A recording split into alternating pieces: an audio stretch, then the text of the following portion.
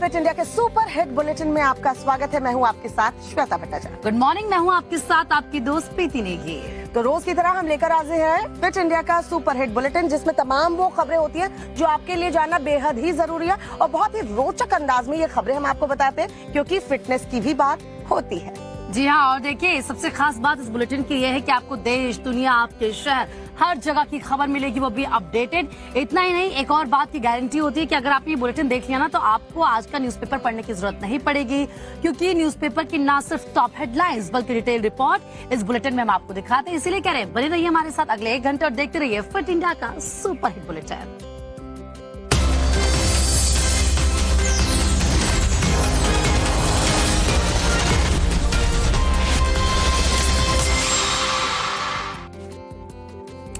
पूर्वोत्तर का राज्य मणिपुर पिछले कई दिनों से हिंसा की चपेट में है। दरअसल आरक्षण के मुद्दे पर राज्य में हिंसा की चिंगारी इस तरीके से भड़की कि हजारों परिवार इसकी चपेट में आ गए हैं। और इस हिंसा और आगजनी से हजारों लोग जो है बेघर हुए हैं, लोग राहत कैंपों में रहने पर मजबूर हुए हैं। साथ ही साथ किस तरीके से इस मणिपुर में हिंसा की आग फैली या अभी फिलहाल प्रीति वहाँ के हालात क्या हैं, दर्शकों को दिखाते हैं इस रिपोर्ट के जरिए।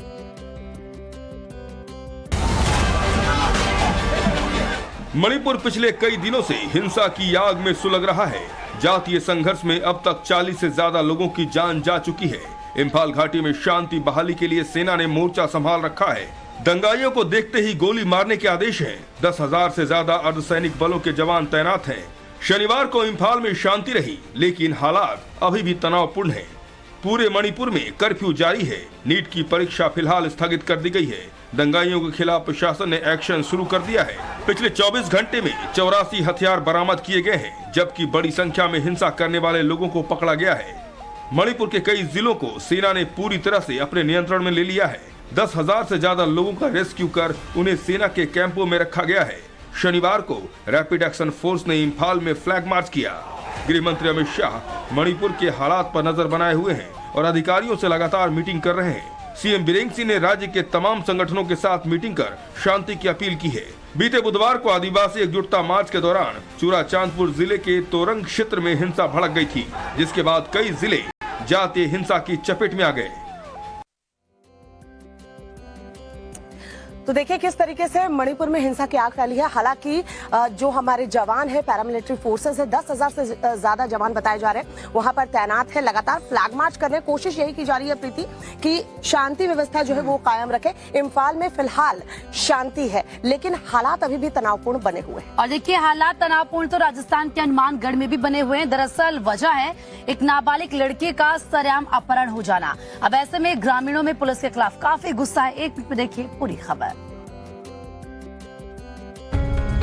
हंगामे और विरोध प्रदर्शन की ये तस्वीरें राजस्थान के हनुमानगढ़ी की है। वजह है 14 साल की लड़की का अपहरण। 3 दिन पहले डबली राठान ने एक लड़की को कार में अगवा कर लिया गया। पुलिस की लापरवाही के खिलाफ लोगों का गुस्सा फूटा। आक्रोशित ग्रामीणों ने रोड जाम कर दिया। अपहरण की खबर मिलने पर एसपी ने जिले की नाकाबंदी कराई, लेकिन लड़की का कुछ पता नहीं चला। अपहरण की घटना का सीसीटीवी फुटेज भी सामने आया। फुटेज में कार सवार कुछ युवक लड़की को खींचकर अगवा करते दिख रहे हैं। इस फुटेज के बाद लोगों में आक्रोश और ज्यादा बढ़ गया। डबली राठान मार्ग पर सैकड़ों लोग धरने पर हैं। पुलिस हर एंगल से अपहरण कांड की तफ्तीश में जुटी है, लेकिन अभी तक कुछ पता नहीं चल पाया। सलमान नाम के युवक समेत 4 लोगों पर अपहरण का आरोप है। पुलिस इलाके के तमाम सीसीटीवी खंगाल रही है। इस मुद्दे पर सियासत भी गर्म हो गई है। बीजेपी नेता लक्ष्मीकांत भारद्वाज ने ट्वीट कर कांग्रेस और राहुल गांधी पर हमला बोला है। तो एक तरफ राजस्थान में हंगामा बरपा है, तो वहीं दूसरी तरफ देश की राजधानी दिल्ली में भी गहमा गहमी काफी तेज है। दरअसल पिछले 14 दिनों से पहलवान धरना प्रदर्शन कर रहे हैं और डटे हुए हैं लगातार अपनी मांगों को लेकर। और आज ऐसा भी कहा जा रहा है कि पहलवानों के इस प्रदर्शन में जो है खाप पंचायत आसपास के जो है वो शामिल हो रहे हैं। तो ऐसे में ये अंदेशा जताया जा रहा है कि पहलवानों का ये प्रदर्शन थमने के बजाय और तेज हो जाएगा। खाप पंचायतों के साथ साथ किसान संगठन भी जो है इस प्रदर्शन में शामिल होने वाले हैं। रिपोर्ट देखिए। दिल्ली के जंतर मंतर पर पहलवानों का धरना प्रदर्शन खत्म होने का नाम नहीं ले रहा। हर गुजरते दिन के साथ ये प्रदर्शन बढ़ता ही जा रहा है। अब पहलवानों के समर्थन में खाप पंचायतें भी आ गई हैं। अलग अलग राज्यों के कई खाप पंचायतें आज पहलवानों के समर्थन में दिल्ली पहुंच रही हैं, जिसमें वो आगे की रणनीति को लेकर फैसला करेंगे। खाप पंचायतों के साथ ही भारतीय किसान यूनियन समेत कई किसान संगठनों के प्रतिनिधि भी आज दिल्ली में जुटेंगे। ऐसे में संभावना जताई जा रही है कि पहलवानों का प्रोटेस्ट बड़ा हो सकता है। एक तरफ जहां प्रदर्शन बड़ा होने की आशंका जताई जा रही है, दूसरी ओर आज शाम को जंतर मंतर पर खिलाड़ियों ने कैंडल मार्च निकालने का फैसला किया है। तो दिल्ली में पहलवानों का प्रदर्शन जारी है। उधर उत्तर प्रदेश की अगर बात करें तो वहां माफियाओं का आतंक जो है, जो फैल रखा था, अब किस तरीके से योगी सरकार उस पर काम कर रही है और माफियाओं का अंत किया जा रहा है। लेकिन अतीक के मौत के बाद भी उनके गुर्गों का आतंक जो है वो अभी कायम है। देखिए, लेडी डॉन शाइस्ता की अगर बात करें तो लेडी डॉन अभी भी फरार चल रही है। बमबाज गुड्डू मुस्लिम भी पुलिस की पकड़ से बाहर है। और ऐसे में आप देखिए किस तरीके से जो अतीक का वकील है उसने चौंकाने वाला खुलासा किया है। रिपोर्ट देखिए। माफिया अतीक गैंग की लेडी डॉन शाइस्ता परवीन और बमबाज गुड्डू मुस्लिम भले ही एसटीएफ से बचने के लिए भागे भागे फिर रहे हों, लेकिन इलाके में अतीक के गुर्गों का आतंक अब भी जारी है। माफिया अतीक अशरफ की मौत के बाद भी ये गुर्गे धमकी देने और जमीन कब्जाने से बाज नहीं आ रहे। मिली जानकारी के मुताबिक अतीक अहमद के खास गुर्गे इम्तियाज उर्फ तोता ने कमलेश की 1.5 बीघा जमीन पर कब्जा कर रखा है। बड़ी बात यह है कि आज भी अतीक के गुर्गे इन्हें धमकी दे रहे हैं। पुश्तैनी जमीन थी, पुश्तैनी बाबा दादा की थी। तो इन लोगों ने देखा कि जमीन जो है खाली है, तो इसको कब्जा कैसे किया जाए। तो तोता जो है भेजे नौशाद, दीपक विश्वकर्मा और 3 लोग आए, राइफल और कट्टा लेके आए। उसके बाद हमको जो है अपहरण करके ले गए। 19 दिसंबर 14 को ले गए छत पे, वहां पे फायर वायर किए, स्टाम्प लाए, उस पर सिग्नेचर वगैरह कराए और कहा कि जाओ, जब कहेंगे जाके रजिस्ट्री करते रहना, वरना पूरे परिवार को ऊपर भेज देंगे। इस बीच अतीक के वकील शौकत हनीफ ने बड़ा खुलासा किया है। बताया है कि उमेश पाल के मर्डर से पहले माफिया अतीक ने एनकाउंटर में मारे गए अपने बेटे के जरिए उसे एक पिस्टल और 3 कारतूस भिजवाए थे। दौलत हनीफ की सुरक्षा के लिए ये पिस्टल भिजवाया गया था। साथ ही उसे एक आईफोन भी भिजवाया था, जिस पर कोड नेम से बातचीत की जाती। तो देखिए, अतीक के गुर्गों पर भले ही यूपीएससीएफ का शिकंजा लगातार कसता जा रहा हो, लेकिन देखिए किस तरफ अगर शाइस्ता और बमबाज गुड्डू मुस्लिम को देखें तो वो अभी भी फरार चल रहे हैं। और ऐसे में सवाल खड़े हो रहे हैं कि आखिर इतने दिन बीत गए हैं और इनको पकड़ा क्यों नहीं जा पा रहा है। ये तो बात हुई उत्तर प्रदेश की, और उत्तर प्रदेश में किस तरीके से माफियाओं का अंत किया जा रहा है। हालांकि शाइस्ता और गुड्डू मुस्लिम की तलाश तेज है और यूपीएसटीएफ यही कह रही है कि जल्द से जल्द उनकी गिरफ्तारी होगी। चलिए बढ़ते आगे, बात करेंगे झालावाड़ की। वहां आखिरकार एक टीचर की पिटाई की हुई। वहीं पटना की अगर बात करें तो किसने किया तमंचे पर डिस्को। देश की कुछ और बड़ी खबरें आपको दिखाते हैं सिर्फ 2 मिनट देश में। राजस्थान के झालावाड़ में लोगों ने मन चले शिक्षक की जमकर धुनाई की। शिक्षक पर घर में घुसकर महिला से छेड़खानी का आरोप है। महिला के चिल्लाने पर आसपास के लोग इकट्ठा हो गए और शिक्षक को पकड़ लिया। शिक्षक के खिलाफ पीड़ित महिला ने थाने में शिकायत दर्ज करवाई है। मेडिकल कराकर पुलिस आरोपी के खिलाफ कार्रवाई कर रही है।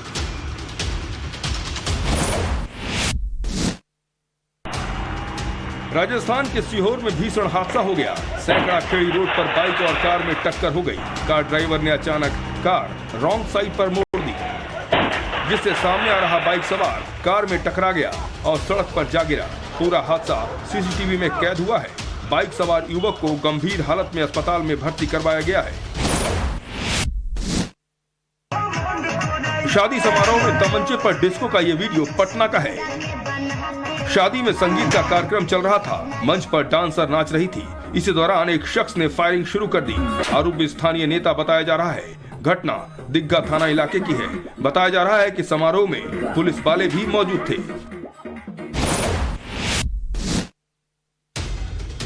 राजस्थान के जैसलमेर से जयपुर क्राइम ब्रांच ने 40 करोड़ के हेरोइन बरामद की है। बॉर्डर इलाके के मिठराऊ इलाके में क्राइम ब्रांच ने स्थानीय पुलिस के साथ कार्रवाई की थी। हेरोइन की बरामदगी अनूपगढ़ से गिरफ्तार बूटा सिंह की निशानदेही पर हुई है। तस्करी पर लाई गई 9 किलो हेरोइन के साथ 4 आरोपी पहले ही पकड़े जा चुके हैं।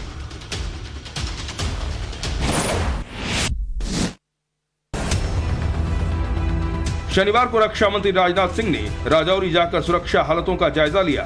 इस दौरान उन्होंने आर्मी बेस कैंप में जवानों से मुलाकात की और उनका हौसला बढ़ाया। 5 मई को राजौरी में हुए आतंकी हमले में सेना के 5 जवान शहीद हो गए थे। को दिखाई अब बात ऑपरेशन शीश महल की। जी हां, जिसने तहलका मचा रखा है। टाइम्स नाउ नव भारत ने जब से ऑपरेशन शीश महल दिखाया है, मुख्यमंत्री केजरीवाल की पोल खोलकर हमने रख दी है, जिसके बाद से वो हैरान और परेशान चल रहे हैं। वहीं कांग्रेस और बीजेपी लगातार हमलावर है। जी हाँ, देखिए किस तरीके से बीजेपी ने केजरीवाल के खिलाफ कैंपेन लॉन्च कर दिया है, तो वहीं कांग्रेस भी कट्टर ईमानदार सीएम से सवाल पूछ रही है। क्या है आज बीजेपी की तैयारी, किस तरीके से उसका पूरा प्रोग्राम रहने वाला है और किस तरीके से कांग्रेस करेगी सीएम का घेराव, उस रिपोर्ट में देखिए आप। ऑपरेशन शीश महल पर घिरे केजरीवाल के खिलाफ बीजेपी ने चौतरफा हल्ला बोल दिया है। दिल्ली में बीजेपी ने केजरीवाल के खिलाफ कैंपेन झूठा कहीं का लॉन्च किया है। आज इस कैंपेन का दूसरा दिन है। दिल्ली बीजेपी आज सरोजिनी नगर में शाम 4:30 बजे जनसभा करेगी और जनता के सामने केजरीवाल की कट्टर ईमानदारी की पोल खोलेगी। तो उनका हिपोक्रेसी और झूठ पकड़ा गया, लेकिन 45 करोड़ सरकारी खर्च बिना टेंडर, ये कभी कोई सुना नहीं है। और ये गैर कानूनी तरीका से किए हैं कि 45 करोड़ खर्च कर दिया, उसको टेंडर ना करने के लिए अलग अलग छोटे छोटे कॉन्ट्रैक्ट देकर करा दिया। 45 करोड़ से सीएम के बंगले के रेनोवेशन का खुलासा होने से आम आदमी पार्टी बौखला गई है। कांग्रेस भी केजरीवाल पर शीश महल के मुद्दे पर हमलावर है। आज दोपहर 12 बजे कांग्रेस नेता अजय माकन प्रेस कॉन्फ्रेंस करेंगे। तो राजस्थान के सीएम गहलोत ने भी केजरीवाल पर पलटवार किया। सुना मैंने कि काफी बड़ा खर्चा हुआ है, तो पहले वो खुद क्या कहते हैं मुझे नहीं मालूम, उन्होंने क्या सफाई दी है? उन्होंने सर कुछ भी नहीं बोला है, चुप्पी साधी है, जैसे कि आपने अभी जिक्र भी किया कि चुप्पी साध ली जाती है। उनको स्पष्टीकरण देना चाहिए मेरे हिसाब से। केजरीवाल के बंगले के रेनोवेशन की जांच भी शुरू हो गई है। एलजी ने पूरे मामले के जांच के आदेश दिए थे। जांच टीम ने इससे जुड़ी तमाम फाइलें अपने कब्जे में ले ली है। दूसरी तरफ शातिर ठग सुकेश ने एलजी को चिट्ठी लिखकर दावा किया है कि केजरीवाल के शीश महल में सजावट का सामान उसने मंगवाया था। तो सीएम केजरीवाल शीश महल के सवालों से लगातार भाग रहे हैं। 45 करोड़ के रेनोवेशन से जुड़े जब उनसे सवाल पूछे जाते हैं तो उनसे जवाब देते बनता नहीं है और उनकी बौखलाहट सामने आ जाती है। और इसी बौखलाहट में टाइम्स नाउ नव भारत की हमारी सहयोगी भावना किशोर की गिरफ्तारी हो जाती है। पंजाब में लुधियाना में गिरफ्तार कर लिया जाता है, लेकिन मान सरकार को हाईकोर्ट से जो है वो झटका लगता है। और पंजाब सरकार को किस तरीके से कोर्ट से फटकार लगी है, इस रिपोर्ट के जरिए देखिए। पंजाब और हरियाणा हाईकोर्ट ने टाइम्स नाउ नव भारत की रिपोर्टर भावना किशोर को अंतरिम जमानत दे दी है। शुक्रवार को लुधियाना में पंजाब पुलिस ने झूठा मामला दर्ज कर भावना को गिरफ्तार कर लिया था। सुनवाई के दौरान हाईकोर्ट ने सख्त टिप्पणी की और कहा याचिकाकर्ता पीड़ित को पहले से नहीं जानती थी, फिर उसे जाति सूचक शब्द कैसे कह सकती है। पहली नजर में SC/ST एक्ट का केस बनता ही नहीं है। आज हम ये पिटीशन एक FIR जो लुधियाना पुलिस ने हमारे टाइम्स नाउ के कॉरेस्पॉन्डेंट्स भावना गुप्ता और 2 ड्राइवर और एक कैमरामैन के खिलाफ रजिस्टर की थी, उसकी क्वेश्चनिंग के लिए हमने आज हाई कोर्ट में अप्रोच किया था।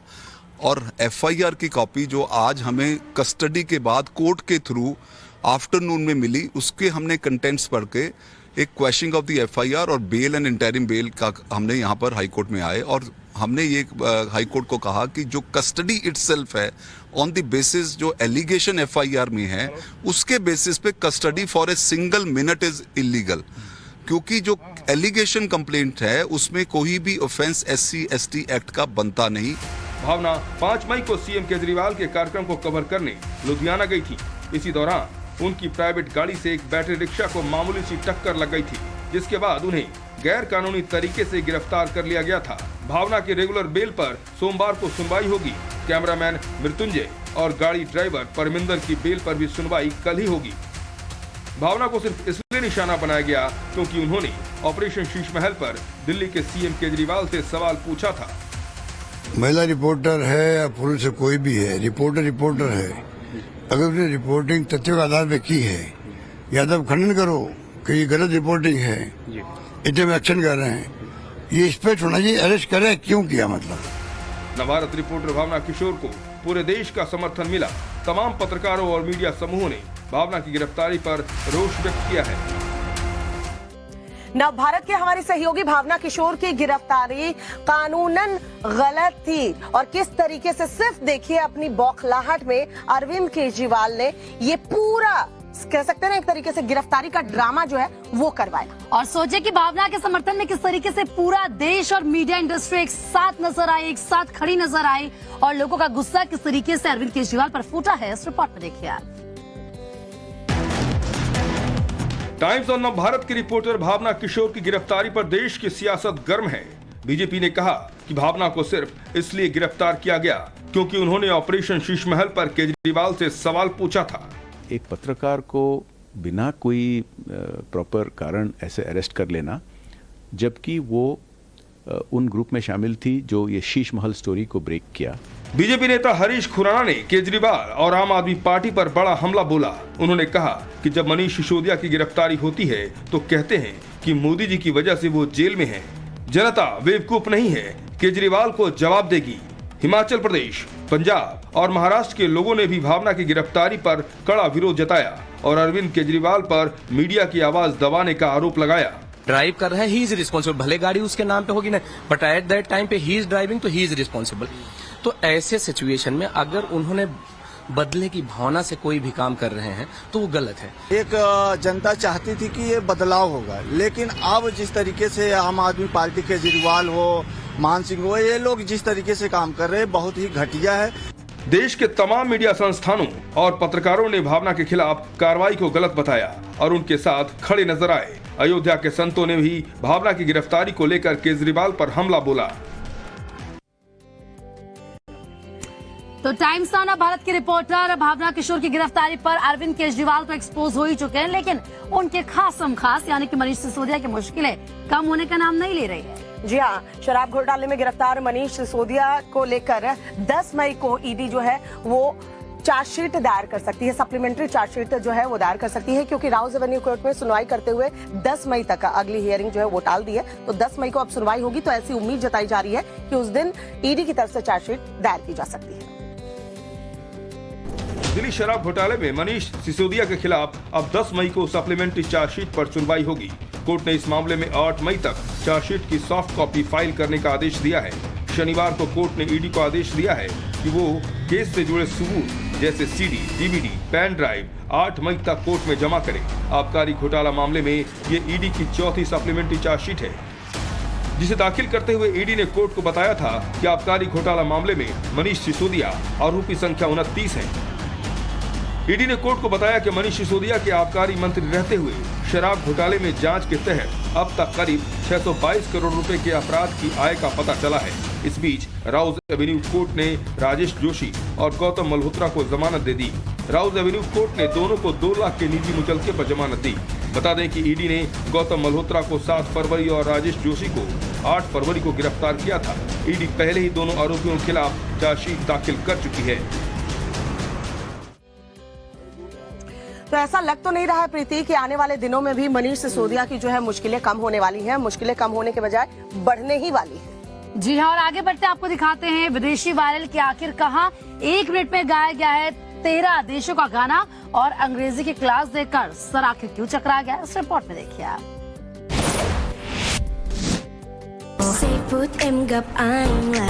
सोशल मीडिया पर ये वीडियो इन दिनों काफी ट्रेंडिंग है, जिसमें देखा जा सकता है कि लड़का लड़की की ये जोड़ी 1 मिनट के अंदर 13 देशों के गाने गाती नजर आ रही है। सारे गानों की खास बात यह है कि सभी गाने अलग अलग देशों के ट्रेंडिंग सॉन्ग्स हैं, जिसमें सिंगर ने बॉलीवुड का भी सुपरहिट गाना गाया है।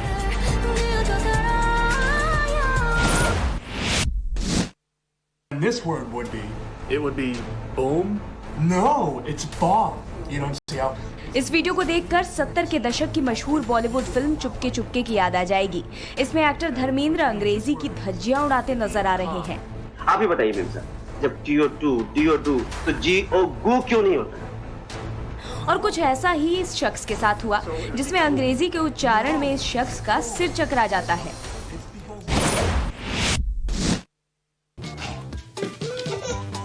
वीडियो में देखिए, एक घर के कमरे में एक बच्चा झूले से बंधा हुआ है। बच्चे के सामने ये डॉगी उछल कूद करने लगता है, जिसको देखकर बच्चे की खुशी का ठिकाना नहीं होता।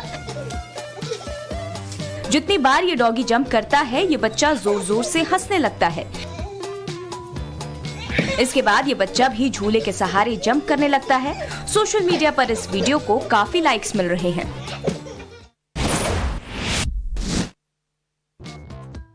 सोशल मीडिया पर इन दिनों ये वीडियो काफी वायरल हो गया है। जिस किसी ने इस वीडियो को देखा वो हंसते हंसते लोटपोट हो गया। वीडियो में आप देख सकते हैं कि एक बिल्ली जो पेड़ पर चढ़ गई है, उसका शिकार करने के लिए ये डॉगी इधर उधर तलाशने लगता है। लेकिन बिल्ली मौसी तो सियानी निकली, उसने डॉगी को भनक भी नहीं लगने दी कि वो पेड़ पर चढ़ी हुई है।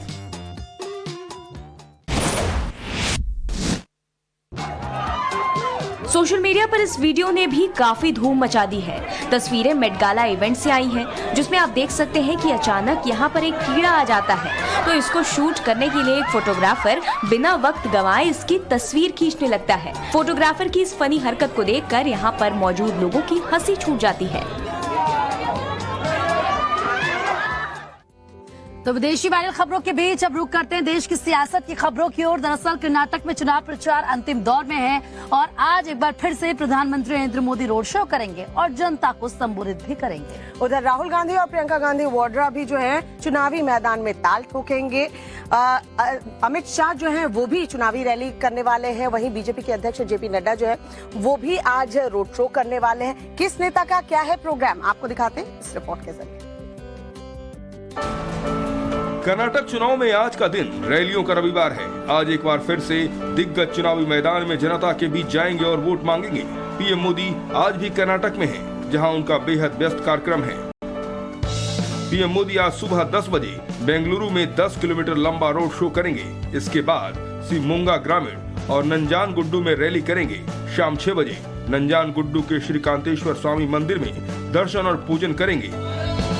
इसके साथ ही गृह मंत्री अमित शाह आज कर्नाटक के बेलगावी, चिक्कोडी, बागलकोट, चिक्बलापुरम, बेंगलुरु रूरल में रैली करेंगे। कल चुनाव प्रचार के दौरान अमित शाह ने लोगों से बीजेपी को वोट देने की अपील की।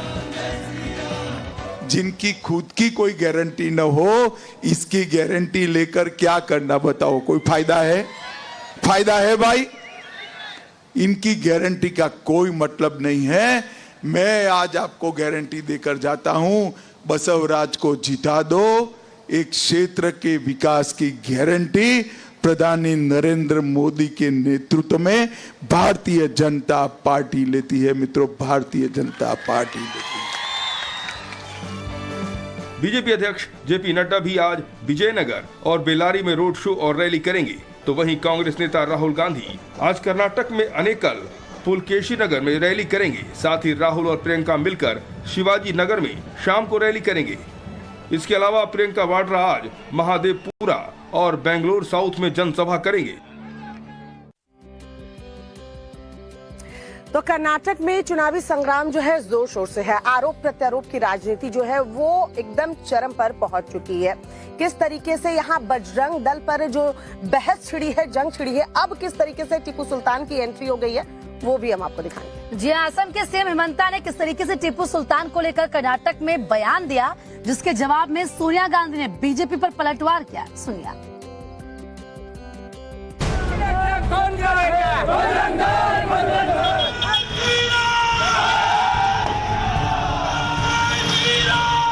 बजरंग दल पर मचे संग्राम के बीच कर्नाटक चुनाव में टीपू सुल्तान की भी एंट्री हो गई है। असम के सीएम हेमंत बिस्वा शर्मा ने भड़काऊ बयान दिया है। उन्होंने कांग्रेस नेता डीके शिव कुमार और सिद्धारमैया को टीपू सुल्तान का वंशज बता दिया। टीपू सुल्तान का पार्टी है और खाली टीपू सुल्तान का पार्टी है। अभी अभी आपने जानते हो, मैं असम से आता हूं। असम में भी काफी ज्यादा टीपू सुल्तान होते थे। हेमंता ने कहा कि अगर कांग्रेस सत्ता में आए तो कर्नाटक पीएफआई की घाटी बन जाएगी। बीजेपी अध्यक्ष जेपी नड्डा ने भी आरोप लगाया कि सिद्धारमैया ने पीएफआई के 175 मामले वापस लिए थे और 1600 लोगों को रिहा किया था। बीजेपी नेताओं के हमलों पर कांग्रेस नेता सोनिया गांधी ने पलटवार किया। उन्होंने कहा कि बीजेपी ने लूट, झूठ, अहंकार और नफरत का माहौल बनाया है। भाजपा सरकार की लूट, झूठ, अहंकार और नफरत ने जिस तरह का माहौल बना दिया है, उससे मुक्ति पाए बिना न तो कर्नाटका तरक्की कर सकता है और न देश में। सोनिया गांधी ने कहा कि नफरत के माहौल से मुक्ति पाए बिना कर्नाटक और देश तरक्की नहीं कर सकता। तो देखिए, कर्नाटक चुनाव में टीपू सुल्तान की एंट्री से पहले बजरंग दल को लेकर काफी विवाद हो चुका है, घमासान जारी है। दरअसल कांग्रेस के घोषणा पत्र को लेकर बीजेपी कांग्रेस पर हमलावर है, तो कांग्रेस बैकफुट पर नजर आ रही है। इधर बीजेपी जो है वो अपनी चुनावी सभाओं में, अपने रोड शो में जो है जय बजरंग बली के शंखनाद के साथ इन रैलियों की जो है शुरुआत कर रही है। तो उधर कांग्रेस बीजेपी की जो रैलियां है, रोड शो है, चाहे वो अमित शाह का हो या प्रधानमंत्री नरेंद्र मोदी का, उस पर हमलावर है। बजरंग दल पर बैन को लेकर कांग्रेस घिरती नजर आ रही है। कर्नाटक चुनाव में ये मुद्दा जोर पकड़ रखा है। बीजेपी इस मुद्दे को लेकर बेहद हमलावर है और इस बहाने कांग्रेस को घेरने में कोई कोर कसर नहीं छोड़ रही। कांग्रेस ने मर्यादा पुरुषोत्तम भगवान श्री राम के अस्तित्व पर प्रश्न खड़ा किया। अपने मैनिफेस्टो में बोलती है कि पीएफआई को मुक्त करेंगे और बजरंग दल को बैन करेंगे। ये भारत के सामाजिक कार्यों में हाथ बटाने वाले राष्ट्रवादी कार्यकर्ताओं के मनोबल को तोड़ करके राष्ट्रद्रोही तत्वों के दुस्साहस को बढ़ाने का कार्य कांग्रेस कर रही है। गृह मंत्री अमित शाह ने भी बेलगावी में इस मुद्दे को लेकर कांग्रेस पर सवाल खड़े कर दिए, लेकिन कांग्रेस को यह रास नहीं आ रहा। कांग्रेस पीएम मोदी और अमित शाह के कर्नाटक में चुनाव प्रचार पर सवाल खड़े कर रही है। माहौल जो कांग्रेस पक्ष के अंदर है, ये एहसास प्रधानमंत्री जी को भी और उनके तमाम साथी उन सबको है। इसीलिए आप देखें रोड शो हो रहे हैं वहाँ पर, पूरा वक्त जो है 54 लोग मारे गए मणिपुर के अंदर, कोई परवाह नहीं हो रही उसकी। 5 जवान शहीद हो गए, पर वो लोग चुनाव जीतने को ही सब कुछ मानते हैं। इस बीच बजरंग दल ने कांग्रेस को लीगल नोटिस भेजा है। कांग्रेस अध्यक्ष मल्लिकार्जुन खड़गे पर मानहानि का केस कर 100 करोड़ के हर्जाने की मांग की है। साथ ही कांग्रेस पर हिंदू भावनाओं को आहत करने का आरोप लगाया है।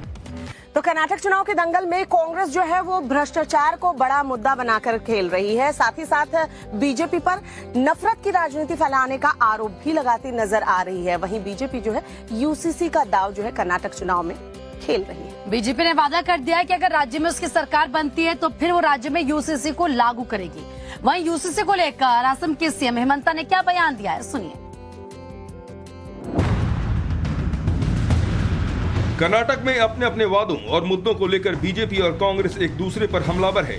बीजेपी ने कर्नाटक में यूनिफॉर्म सिविल कोड लाने का वादा किया है, जिसको लेकर सियासत तेज हो गई है। असम के सीएम हेमंत बिस्वा शर्मा ने कहा कि 370 खत्म हो गया, अब यूनिफॉर्म सिविल कोड लाना है, क्योंकि मुस्लिम बेटियों को डॉक्टर इंजीनियर बनाना है, बच्चा पैदा करने की मशीन नहीं। एक एक मेल, एक एक पुरुष क्यों सार बार शादी करेगा? ऐसा तो रूल ये तो दुनिया में नहीं होना चाहिए। इसीलिए हमें यूनिफॉर्म सिविल कोड भी लाना है और मुसलमान व्यक्ति सार बार शादी करने का जो सिस्टम है इसको बंद करना है। मुसलमान बेटियों को डॉक्टर इंजीनियर बनाना है, बच्चा पैदा करने वाला मशीन नहीं, उनको डॉक्टर इंजीनियर हमें बनाना है। पीएफआई और बजरंग दल के मुद्दे पर भी कर्नाटक में सियासत गर्म है। हिमंता ने कहा कि पिछली सिद्धारमैया सरकार ने पीएफआई के केस वापस लिए थे। दोनों पार्टियों के बीच आरोप प्रत्यारोप का दौर जारी है। तो देखिए, इस वक्त हेडलाइंस तो आपने देख ली है। दरअसल कर्नाटक में चुनाव है और इसीलिए बीजेपी और कांग्रेस आमने सामने हैं, जमकर वार पलटवार हो रहे हैं। लेकिन फिल्म द केरला स्टोरी को लेकर भी बीजेपी और कांग्रेस में गहमा गहमी लगातार देखने को मिल रही है, जमकर बयानबाजी हो रही है। बीजेपी ने इस फिल्म को लव जिहाद से जोड़ दिया है और मध्य प्रदेश में तो ये फिल्म जो है टैक्स फ्री कर दी गई है। मांग अब राजस्थान में भी दरअसल उठने लगी है। द केरला स्टोरी को लेकर बीजेपी दरअसल कांग्रेस को घेर रही है। रिपोर्ट देखिए।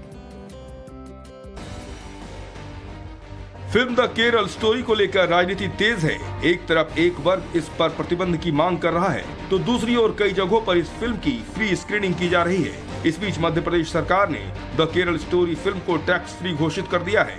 इस फिल्म को सबको देखना चाहिए, पालकों को भी देखना चाहिए, बच्चों को भी देखना चाहिए, बेटियों को भी देखना चाहिए और इसलिए मध्य प्रदेश शासन इस फिल्म को टैक्स फ्री कर रहा है। एक तरफ मध्य प्रदेश सरकार ने द केरल स्टोरी फिल्म को टैक्स फ्री घोषित कर दिया है, तो दूसरी ओर राजस्थान में भी इस फिल्म को टैक्स फ्री करने की मांग उठ रही है। मेरा राजस्थान के मुख्यमंत्री श्री गहलोत साहब से आग्रह है कि वो फिल्म द केरल स्टोरी को राजस्थान में टैक्स फ्री कर दें।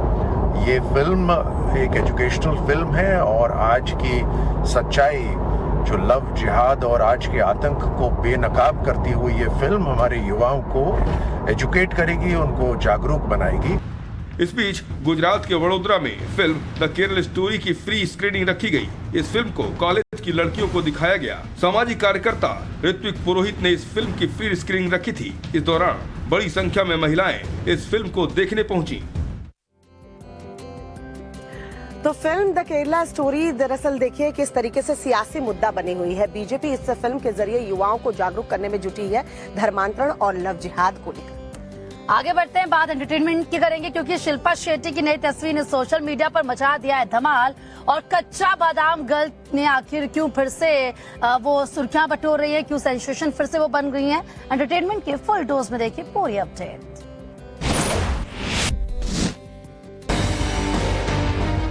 फिल्म द केरल स्टोरी ने विवादों के बीच बॉक्स ऑफिस पर धूम मचा दी है। ये फिल्म साल की 5वीं बिगेस्ट ओपनर बन गई है।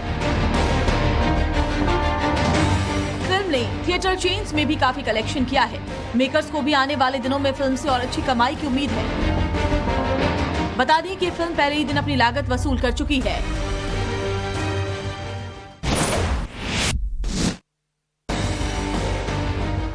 एक्ट्रेस शिल्पा शेट्टी ने सोशल मीडिया पर अपनी कुछ तस्वीरें शेयर की है, जिसको देखने के बाद शिल्पा के फैंस उनके और भी दीवाने हो गए हैं। हाल में ही शिल्पा ने कुछ फोटो शूट कराए हैं जिसमें उनका फैशन स्टाइल देखने को मिल रहा है। शिल्पा ने जो लेटेस्ट फोटो शूट करवाया है उसमें शिल्पा लाइट लेवेंडर कलर के आउटफिट में है, जिसमें शिल्पा की खूबसूरती पर 4 चांद लग गया है।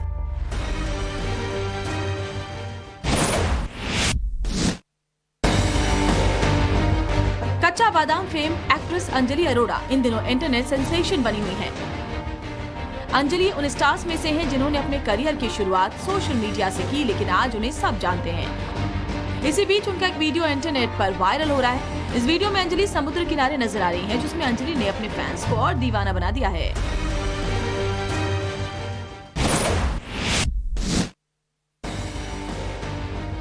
फिल्म बड़े मियां छोटे मियां की रिलीज डेट से पर्दा उठ गया है। ये फिल्म अगले साल ईद के मौके पर रिलीज होगी। इस फिल्म में रोल निभा रहे अक्षय कुमार ने इसकी ऑफिशियल पुष्टि की है।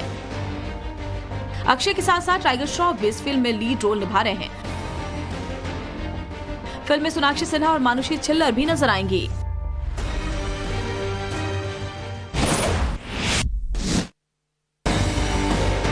कृति सेनन और प्रभास स्टार फिल्म आदि पुरुष के ट्रेलर को लेकर इंतजार अब खत्म हो चुका है। खुद साउथ स्टार प्रभास ने इसको रिवील कर दिया है। एक्टर प्रभास ने कहा इस फिल्म का ट्रेलर 9 मई को धमाकेदार तरीके से रिलीज होगा। बताया जा रहा है कि मेकर्स ने ट्रेलर को ग्लोबल तौर पर रिलीज करने की प्लानिंग की है। ये सिर्फ भारत में ही नहीं बल्कि कनाडा, यूएस, ऑस्ट्रेलिया समेत कई देशों में लॉन्च किया जाएगा।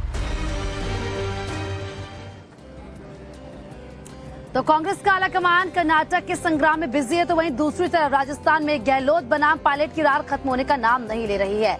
सचिन पायलट ने एक बार फिर से अपनी ही सरकार पर हमला बोला है। पिछले दिनों सचिन पायलट किस तरीके से बीजेपी के भ्रष्टाचार की जांच की मांग को लेकर धरना प्रदर्शन कर रहे थे, अब सचिन पायलट ने ऐसा क्या कुछ बयान दे दिया है जिसको लेकर बीजेपी कांग्रेस को घेर रही है। दिखाते हैं आपको इस रिपोर्ट के जरिए। कांग्रेस आलाकमान कर्नाटक में व्यस्त है। राहुल, सोनिया और खड़गे ने बेंगलुरु में डेरा डाल रखा है। इधर राजस्थान में पायलट और गहलोत के बीच रार थमती नहीं दिख रही। बीजेपी के भ्रष्टाचार पर कार्रवाई नहीं करने के मुद्दे पर गहलोत सरकार के खिलाफ धरना दे चुके पायलट एक बार फिर हमलावर हैं। बाड़मेर में पायलट ने कहा कि उन्होंने भ्रष्टाचार के जो आरोप बीजेपी पर लगाए हैं उनकी जांच होनी चाहिए। उस समय के कार्यकाल में जो घपले आरोप हमने लगाए थे उस पर पुख्ता कार्रवाई के लिए मैंने आग्रह किया था। उसके बाद मैंने एक दिन का अनशन भी किया जयपुर के अंदर 11 अप्रैल को। बार बार मैं आग्रह कर रहा हूं कि इस पर कठोर कार्रवाई करें ताकि लोगों के मन में विश्वास रहे कि हम जो कहते हैं कर दिखाते हैं। पायलट ने कहा कि पिछले चुनाव में हमने जो वादे किए थे उसको लेकर सीएम को पत्र लिखे और सरकार को याद दिलाने के लिए अनशन पर बैठा। कर्नाटक में भी हम 40% करप्शन के मुद्दे पर चुनाव मैदान में हैं। आगे भी इसी मुद्दे पर चुनाव लड़ेंगे। कर्नाटक में जो भाजपा सरकार है भाजपा की, उस पर 40% करप्शन कमीशन का आरोप हम लोग लगा रहे हैं और लोग इस बात को यकीन उसका कर रहे हैं। इसीलिए मैं कहता हूँ राजस्थान में भी जो भाजपा के शासन में करप्शन हुआ था उसको उजागर करने का समय आ गया है और हम लोगों को पुख्ता उसकी जो हमने खुद अपने मुंह से कमिटमेंट किया है उस पर खरा उतरना पड़ेगा। सचिन पायलट के आरोपों और गहलोत से उनकी खींचतान को लेकर बीजेपी भी हमलावर है। बीजेपी नेता राज्यवर्धन सिंह राठौर ने कहा कि कांग्रेस करप्शन की जननी है। पेपर लीक पर सचिन पायलट का बयान उन्होंने ट्वीट किया। आज हमारे बच्चे जो सालों मेहनत करते हैं, जिनके माँ बाप अपना पेट काट कर उनके ट्यूशन करते हैं, पढ़ाई कराते हैं, वो एग्जाम देते हैं, वो पेपर लीक हो जाता है, पेपर कैंसिल हो जाता है, हमें दुख नहीं होता। उस पर कार्रवाई करने में इतना समय क्यों लगता है? तो राजस्थान कांग्रेस की रार जो है वो खत्म होने का नाम नहीं लेती है। अक्सर इस तरह से विवाद जो है वो सामने आता रहता है। चलिए खबरों में आगे बढ़ते हैं, बात दिल्ली के करते हैं। दिल्ली से हैरान कर देने वाली एक घटना जो है सामने आई है। यहाँ दिल्ली में दिन दहाड़े हुक्का बार में गोली चल गई, जिसमें एक नाबालिग लड़के की मौत की खबर भी मिली है। दरअसल इतना ही नहीं, राहुल नाम के एक लड़के के पैर में गोली भी लगी है, जिसे अस्पताल में भर्ती कराया गया है। चौंकाने वाली बात यह है कि दरअसल कुणाल अपने बर्थडे पार्टी के लिए एक हुक्का बार में आया था, लेकिन किसे पता था कि वो लौटकर घर नहीं जाएगा।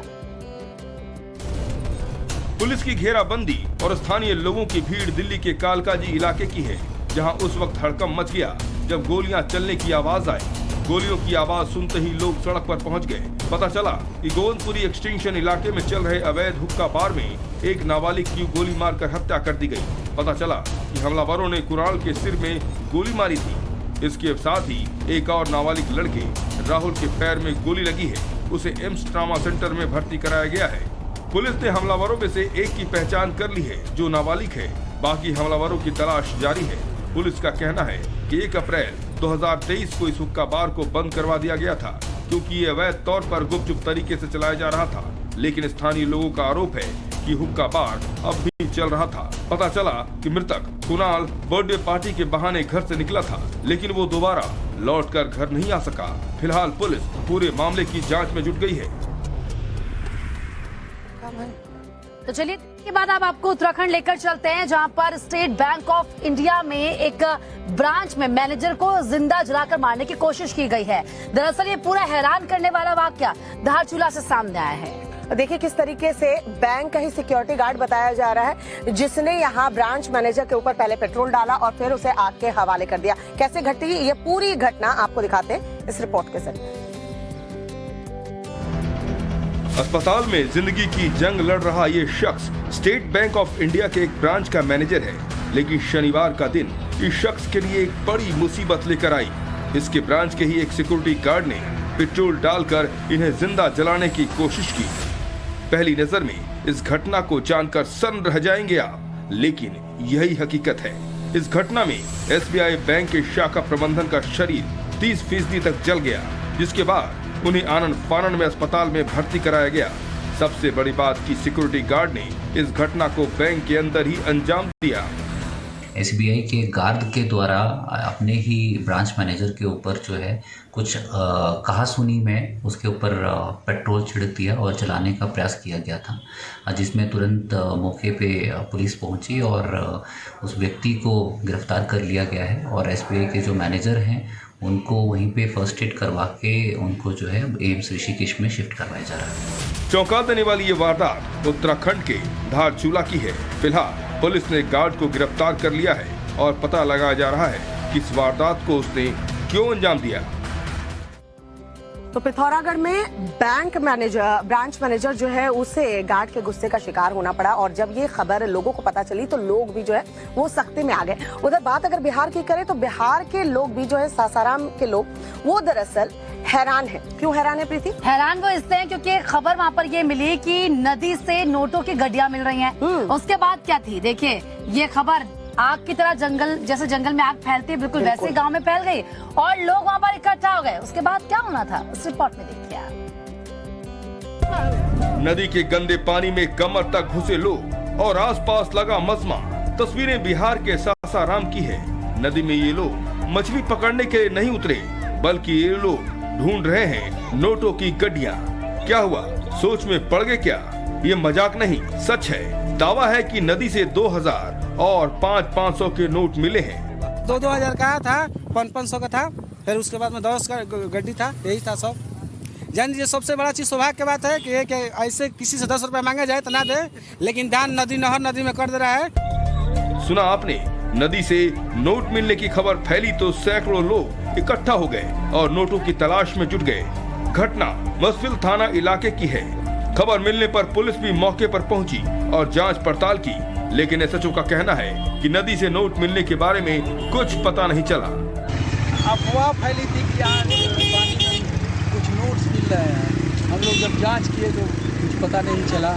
ऐसा लगता है कि अफवाह फैलाई। हो सकता है किसी ने अफवाह फैलाई हो, लेकिन लोग तो नोटों के लालच में नदी को मथने में लगे हैं। अगर एक भी नोट मिल गया तो दिन बन जाएगा। तो एक तरफ तो नदी में नोटों की तलाश जारी है, वहीं दूसरी तरफ अगर ब्रिटेन की बात करें तो ब्रिटेन में एक नए युग की शुरुआत हो चुकी है। बिल्कुल, किंग चार्ल्स की ताजपोशी हुई, शाही मुकुट जब उनको पहनाया गया जो रत्नों से जड़ा हुआ था, उस वक्त देश विदेश से आए मेहमान प्रीति इस मोमेंट के कह सकते हैं कि साक्षी बने। किस तरीके से पूरा घटनाक्रम हुआ, किस तरीके से उन्हें सिंहासन पर विराजमान करवाया गया, किस तरीके से शाही मुकुट उन्हें पहनाया गया, रिपोर्ट के जरिए हम आपको दिखाते हैं।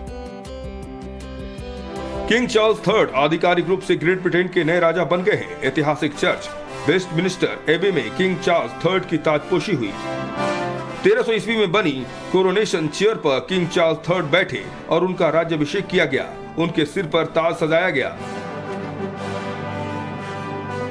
इसके बाद ब्रिटेन और कई कॉमनवेल्थ देशों के बैंड ने गॉड सेव द किंग गाया। किंग चार्ल्स III की ताजपोशी में दुनिया भर के करीब 2300 नेता मौजूद रहे।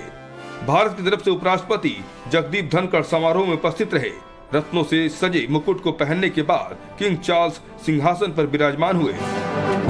समारोह की शुरुआत बकिंगम पैलेस से वेस्टमिनिस्टर एबे तक 2 किलोमीटर की यात्रा और किंग्स जुलूस के साथ हुई। ताजपोशी के लिए किंग्स चार्ल्स III ने ग्रेट वेस्ट डोर से एंट्री किया। ताजपोशी के दौरान 12वीं शताब्दी में बनी चांदी और गिल्ड की चम्मच से दीप प्रज्वलित किए गए। 6 सफेद घोड़ों की बग्घी पर सवार होकर किंग चार्ल्स III अपनी रानी के साथ बकिंगम पैलेस लौटे। इस दौरान भव्य परेड का भी आयोजन किया गया, जिसमें 7000 ब्रिटिश और कॉमनवेल्थ सैनिकों ने पूर्ण राज चिन्ह के साथ हिस्सा लिया। पैलेस पहुंचने के बाद किंग चार्ल्स ने बालकनी से लोगों का अभिवादन किया। इसके बाद रॉयल एयर फोर्स का फ्लाई पास्ट हुआ। किंग चार्ल्स की एक झलक पाने के लिए हजारों लोग लंदन की सड़कों पर मौजूद रहे और ऐतिहासिक पल के गवाह बने।